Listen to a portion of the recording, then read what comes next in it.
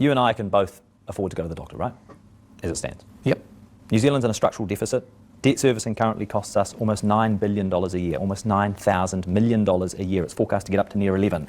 More than primary education, secondary education, and the entire Ministry of Justice budget combined. And yet, you are going to pay for the 300,000 New Zealanders who earn more than $150,000 a year to go to the doctor for free. Why? Well, we pay for them to go to the hospital for free if they don't go to the doctor and don't get the medical care that they need to avoid going to the hospital. So I've made the principal decision, as has the Labour Party, it's always stood for free. It's funny because I both agree with what Chippy's saying, because what Chippy's saying is the Labour Party has a policy that medical attention, medical help should be free. That's it, right? But the messaging in this is we don't want them to end up in the A&E, but the point that Jack's making is wealthy people don't end up in that situation because they can afford to go to the doctor. So Jack stays on this position that the people we're talking about, the Mowbrays, they don't end up in the A&E because they haven't gone to the doctor, because they can afford to go to the doctor. So why are we paying for them to go to the doctor? And Chippy's response is twofold. It's Labour believes in a free health system, and we don't want them to go to the A&E, which Jack comes back to. So this is this thing. So I think that answer for Labour, that is, we believe in a free public health system. Done.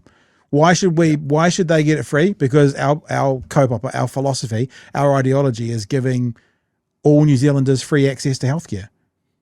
That should be the stop of the answer, rather than the justification of going, we don't want them to go to A&E when these people aren't going to A&E. In fact, if it was the Mowbrays, they'd be going to the local private hospital and be shipped on a gold trolley to get the best service in the world by 42 doctors brought in just for them. You know what I mean? I'm obviously being silly, but So I think this is a stupid question from Jack. Because I understand what it's stoking. Believe me, I think the only healthcare available to the Mowbrays should be none. They should be on an island full of wolves with no healthcare. Like, is that the response? Is that the response that Chippy should have said? Is that what you're saying? Yes. Okay. Yes. That the Mowbrays shall be hunted for sport and harvested for meat. That's the answer that I want from Chippy. I'm not going to get it. But that's fine.